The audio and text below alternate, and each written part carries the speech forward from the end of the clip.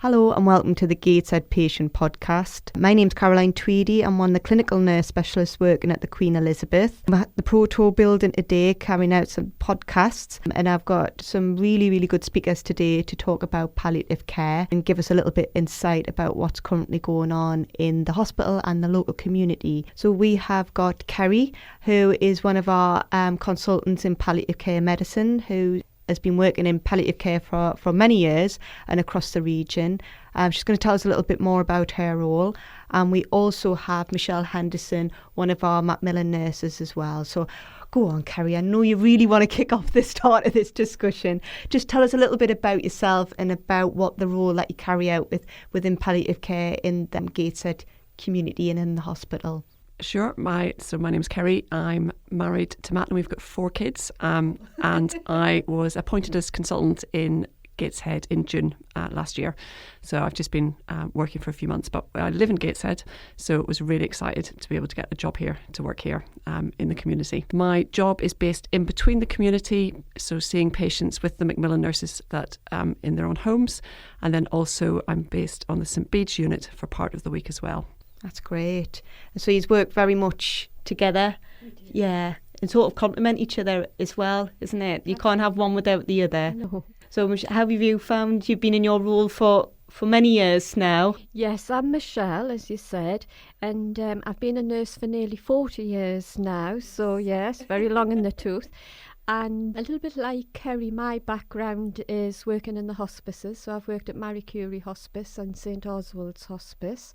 And I was a Macmillan nurse in the community before I went to be a Macmillan nurse working in the hospital, both in Gateshead. But now the role that I have is the end-of-life care facilitator, which involves a lot of teaching and education throughout the city of Gateshead, really, in the borough.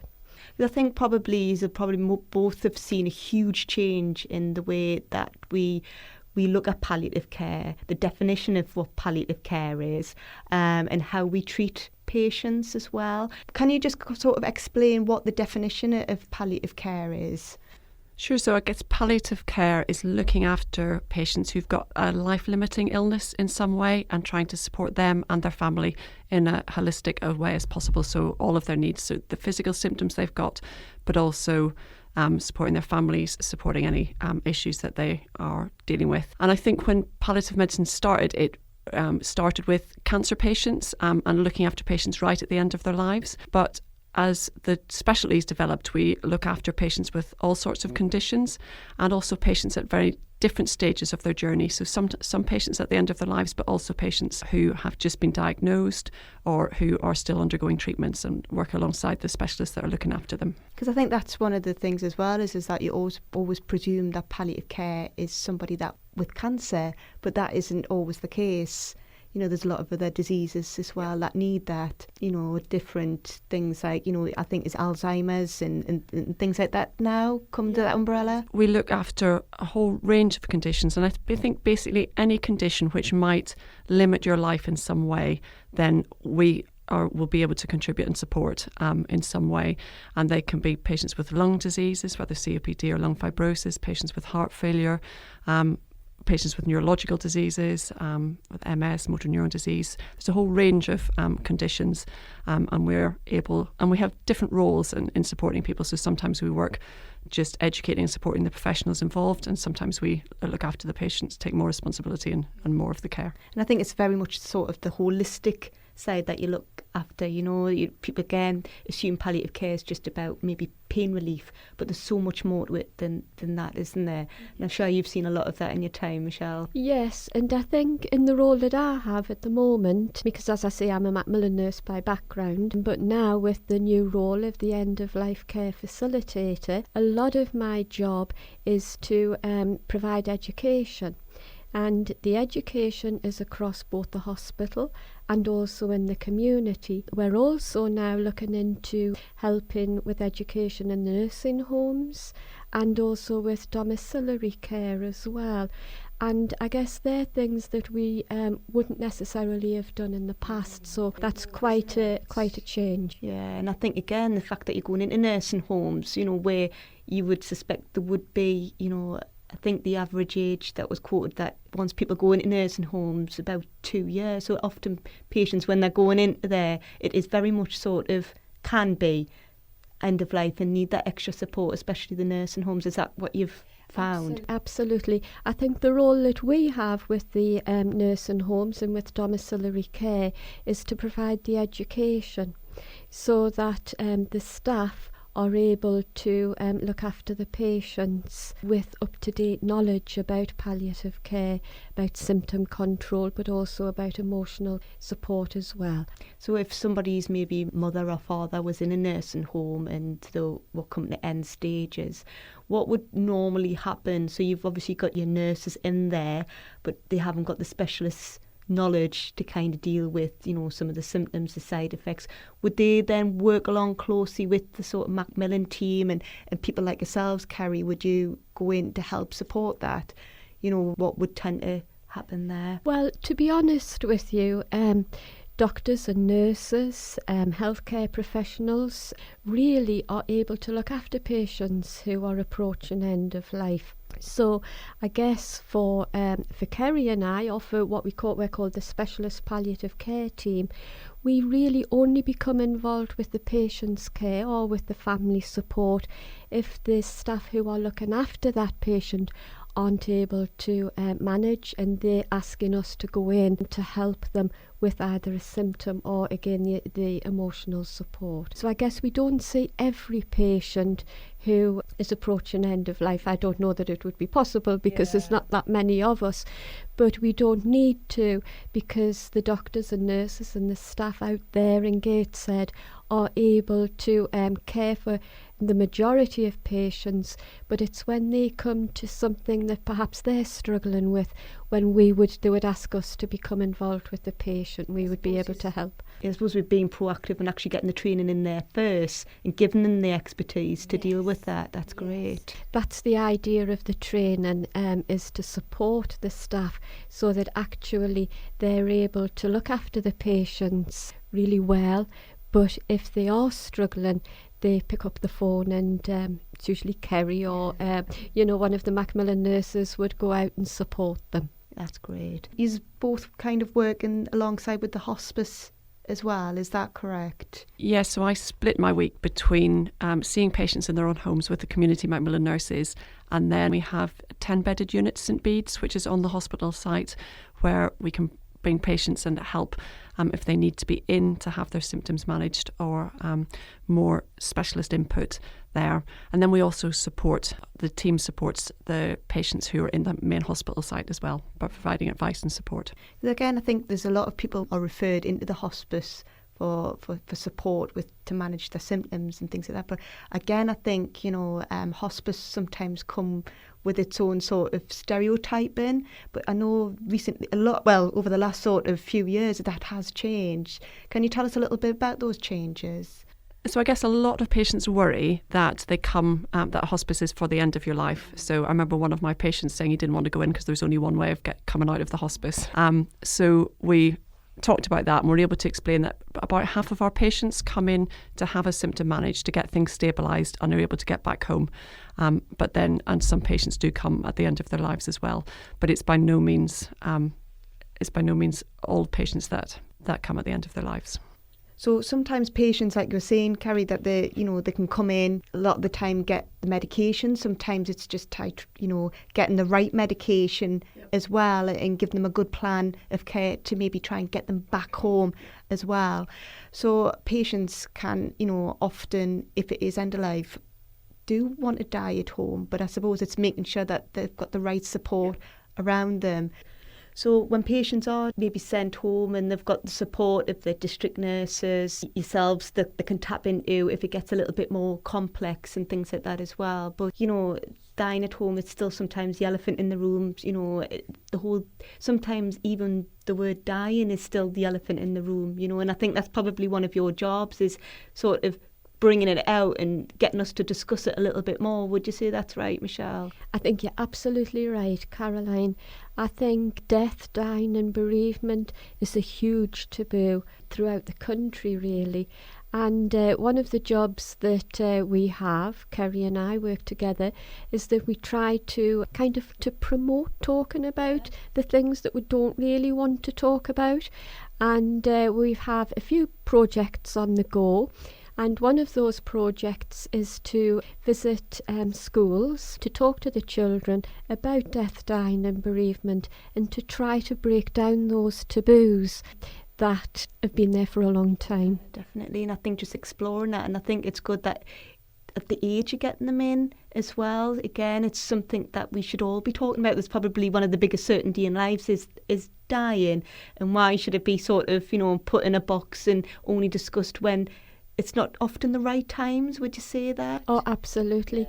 I think one of the questions that we asked the children when we visited a comprehensive school, and I'm talking about nearly 1,000 pupils, and one of the questions that we asked was, do you think children should be involved when talking about death, dying and bereavement?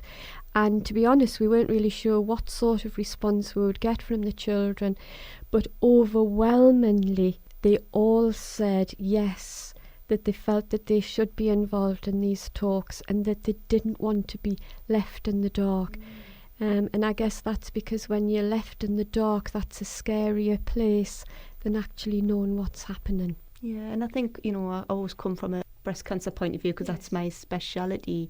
On the vast majority of patients do very well in treatment, but there's always going to be a small percentage that often, don't do as well, and often got partners, they've got children, they've got grandchildren, and again, it makes it so much more difficult giving them that support when death's never been a subject that's been able to talk about. And I suppose your role is giving them that permission to be involved and to be able to talk. Would you say that's... Yes, I think it's about breaking down the taboo of it, and to make it a part of living, really, instead of something that's very scary. So what advice would you both maybe give to somebody who has children at home who, has been given a palliative diagnosis, and you're coming towards maybe a few more months or whatever, but obviously it's life-limiting disease that they've got? How would you advise them approaching maybe their children? Is there any sort of, there's not a best way to do about it, but the best way to support them with that, is there any advice? I guess the main thing is just being honest, and sometimes that's really hard when the truth is hard, but that kids, if they understand what's going on and they know what the situation actually is, can be incredibly humbling and resilient, and it's something that you can deal with as a family together. And we've seen really many inspirational families who've really taken that on board and done that in a way that's been truly amazing. But I think, like, sometimes my patients will say to me, but the kids don't know what's going on. But we know from when we've seen the kids that that's not true. They know that something's happening because they can sense when something's not right, and when they don't know what that is, and they don't have the opportunity to talk about it, it can, as Michelle says, be more scary for them. So just being able to have those conversations, even though they're tough, really does make a difference. And that's a big part of our role, and there's other support out there in the community at being able to support families to have those conversations. There's helpful resources, but just being able to speak the truth and to talk that through can make a big difference. It's kind of drip feeding that information through as well. What you don't want to do is going through the big sledgehammer and this is death, this is dying, and they know their children better than anybody else, and they would never be pushed into making that discussion. But part of your roles, I imagine, that's what you're there for, to do that. And I love the fact that we are breaking down traditions, and I can't think of a better way to start it in schools, and talking about cancer, because I think a lot of people just take it from experience, or it's a bit like, bad experiences. You're always going to hear about the bad experience, but there's a lot of good experience in dying. Am I correct in saying? Oh, you're absolutely right, yes. And I think a lot of that is maybe in preparation and not leaving it to the end. What advice would you give to somebody who, has been given a life-limiting diagnosis, things like wills and funeral plannings and things like that as well. And again, it's even a bit uncomfortable like talking about it because that's not generally one part of my role is, but actually getting out that information. What would you sort of say, Michelle? I think kind, gentle honesty, like Kerry said, is always a good place to start. And because you're a specialist nurse, you feel uncomfortable. It kind of gives us some insight into how someone must feel who has no background in medicine, no background in nursing, who isn't used to this. Maybe there's never been a death in the family before. So I guess the role of the Macmillan nurse, and Kerry as well, is to support our patients to be able to talk about the things that they need to talk about. And I guess we would probably call that spiritual care in a way, because we're looking after the whole person. So whatever it is that the patient wants to talk about, we're there to talk it through with them, but we're there to support them if they needed to have a will. We're there to support them with things like that, but also to support people with benefits as well. So I guess the role goes outside of the physical care and the emotional care. It's about the social care as well. Yeah, and I suppose there's no really expiry of that when somebody dies as well, because I imagine there's still a lot more support that needs to be given for the people left behind as well, who are maybe doing the grieving, or maybe the small children and things like that as well. I imagine that transition period, you would be there to help support that as well. Absolutely, and I think that's a vital role for the palliative care team, that we are there to support patients, families, and that the families know that they could give us a ring or that we can continue to support them in the future. I think that's a really important thing. Obviously, the way that palliative care has changed now, and I know we've just touched about end of life, but the thing with palliative care is that it can go on for years and years and years. And I think it's trying to break down that stereotype as well, that you can live alongside a palliative care. Is that correct? Yeah, no, I know I've just been working here for a few months, so there's some patients that I've taken on have been looked after by our service for years, and getting to know them. So yes, it's very much, sometimes patients are at the end of their lives, but we do look after patients for many years and work alongside and communicate with the other specialists who are involved in their care. And I think that's one of the amazing things about cancer treatments and research is, I remember, I've been a breast care nurse now for 12 years, but when a patient was given a diagnosis of when the cancer had spread to the liver, we call that liver metastases, that, maybe 6 months to a year, where now I've got patients who are 5 years, 7 years and beyond. And, every 6 months or something, bang, another treatment there, that's another option. Yeah. And I suppose palliative care is a bit like a big medicine cupboard, and sometimes we exhaust one medicine, but then we can jump to another as well, and trials as well. There is trials in palliative care as well, so if that's something that you're interested on, that's hopefully another podcast that we will sort out a little bit further down the line as well. We are making huge leaps and bounds in palliative care. Obviously, the amazing works that you're doing, I love that we're starting to do death, dying, and that it matters, and taking it to the schools as well. That's great. So obviously palliative care, has come on leaps and bounds, but I imagine, what this podcast is done in the middle of a pandemic. Have palliative care and the services that you provide had to adapt to what's currently happening with the pandemic? What's your experience of that? Yeah, it's been really challenging, as you might imagine. I think it's been a really difficult time for everybody, and we've seen that for our patients. And I think the hardest thing that I find is the impact on visiting, that we've had to limit visiting to patients in the hospital and in the inpatient unit, and having patients who are very vulnerable, who are finding at a difficult time in their lives, and those who are dying, to not be able to just have their family there and have them all the time and to be able to sit there has just been so hard. And we have been able to let families visit right at the end of their life, but you're just aware, and patients in their last weeks or months, that this is precious time, and not being able to just spend that with their family and to have family there for the discussions or to see the change that's happening with them has made things so much harder. It's not everything that about palliative care and those end of days has just been completely turned on its head. And I suppose it's been a huge learning curve. And like I say, the way that you've had to adapt your service. And I think that's why your role, Michelle, is so important, to start opening up the channels of communication about death and dying, so it doesn't become a topic or a subject that is alien. It's something that we've always discussed and discussed it openly. I think there's a lot of other cultures who embrace it, you know, as a celebration almost in some cultures when somebody dies. But we find that in our culture, it's very different. Would you? Oh yes, I do agree with that. And we have, I'm not sure whether you're aware of this, but we have something called Dying Matters. And it's a coalition. And it happens once a year, and it's an unprecedented week where we're able to go out into the community and talk about death, dying and bereavement. And during that time, we go to shopping centres, we go to libraries, we have death cafes. We open up a lot of spaces where we invite people to come, and we are there to support them, because if somebody does want to talk about death, dying and bereavement, who do they talk to if other people don't want to talk about it?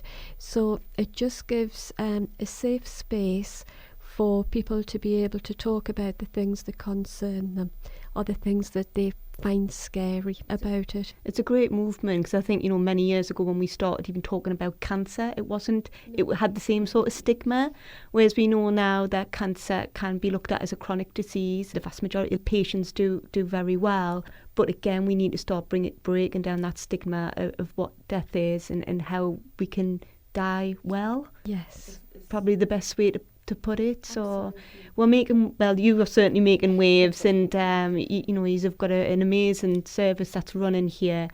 Is there any sort of local charities that you work alongside, you know, if patients want to tap in for, because obviously we know that there's a very limited resource to what you can provide, and Macmillan, you know, it's on its knees at the minute. It's one of the many charities that have found it very, very difficult getting through the pandemic, with the charitable donations probably being at its lowest for a long time. But there is sort of local charities that patients can tap into, is that correct? Oh, there is.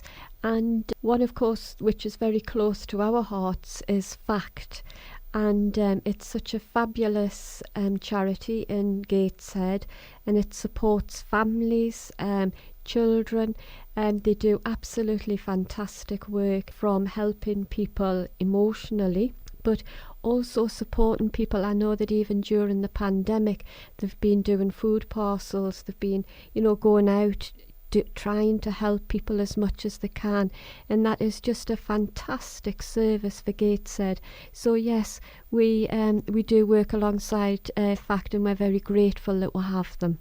We actually had Joanne Smith, the patron, do a podcast a little bit earlier on. So there's actually a podcast about FACT and the services that's available, and they do have a very, very good bereavement service as well. But it's again a charity that is suffering due to charitable funds being at its lowest. So if you want to go on the website for Macmillan or FACT, or, you know, if there's a donation or anything that you want to give, you know, it can be done, and it would be well received. Would. Thank you so much. Well, thank you so much. It's been a great discussion, and again, it's been topics about something, you know, like I say, it's just given me a little bit of an insight about it as well. So thank you so much, ladies, for coming along. Thank you. Thank you.